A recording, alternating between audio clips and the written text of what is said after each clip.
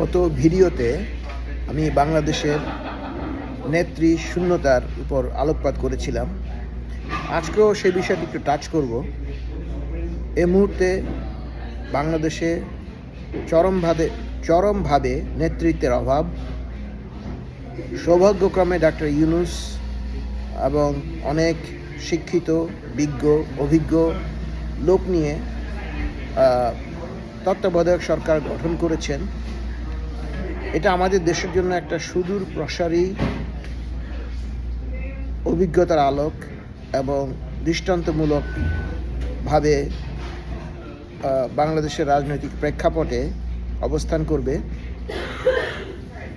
আমাদের দেশে নেতৃত্বের প্রকট অভাব।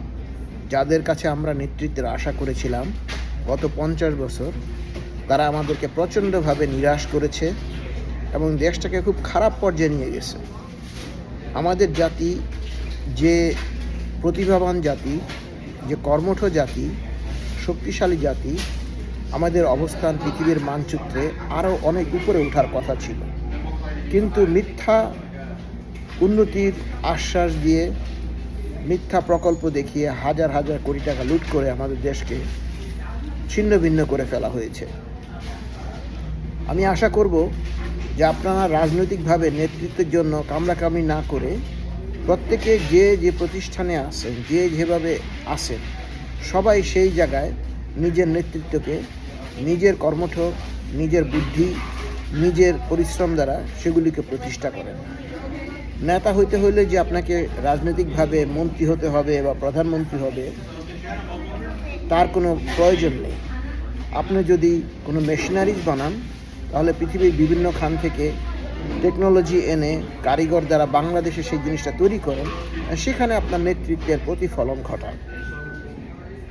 বিশেষ করে আমি বাংলাদেশের যুব সমাজকে বলবো, যারা অত্যন্ত উচ্চাকাঙ্ক্ষী, প্রতিভাবান এবং সুন্দর মনের মানসিকতা, যাদেরকে এখনও নোংরামি স্পর্শ করতে পারে নাই, তোমরা অবশ্যই চেষ্টা করবে যে স্ব ক্ষেত্রে যে যার প্রতিভা আছে সেক্ষেত্রে নেতৃত্ব বা নেতা হওয়ার জন্য। সে সাথে কর্মীরও প্রয়োজন আছে, কিন্তু আমি মনে করি যে আমাদেরকে সঠিকভাবে নেওয়ার জন্য সঠিক নেতৃত্বের প্রয়োজন, এবং এই নেতৃত্ব আসবে তোমাদের থেকে। আমরা যারা বয়স্ক, আমাদের দিন চলে গেছে, আমরা আমাদের অভিজ্ঞতার আলোকে কিছু করার চেষ্টা করব, সেই সাথে তোমরাও তোমাদের প্রতিভার বিকাশ ঘটাও। যাই হোক, আমি আর কথা বাড়াবো না। আমি আশা করব, আমি ধৈর্য ধরে আছি যে আমাদের প্রজ্ঞা, অভিজ্ঞ, শিক্ষিত নোবেল লরিয়েট ডাক্তার ইউনূস, জানি অ্যাটলিস্ট 2টা বছর দেশকে গঠনের জন্য সহযোগিতা করেন, এবং আল্লাহ তাআলা ওনাকে হায়াত দারাজ করুন। আপনারা যারা রাজনীতিবিদ আছেন, তারা অবশ্যই এই সময়ে এই ক্রান্তি লগ্নে সমস্ত কার্যকলাপ কিছুদিনের জন্য বন্ধ রাখেন, কারণ এই মুহূর্তে আমাদের স্থিতিশীলতা দরকার। এর মধ্যে যদি আপনারা অরাজকতা সৃষ্টি করেন, তাহলে কোনো কাজ হবে না।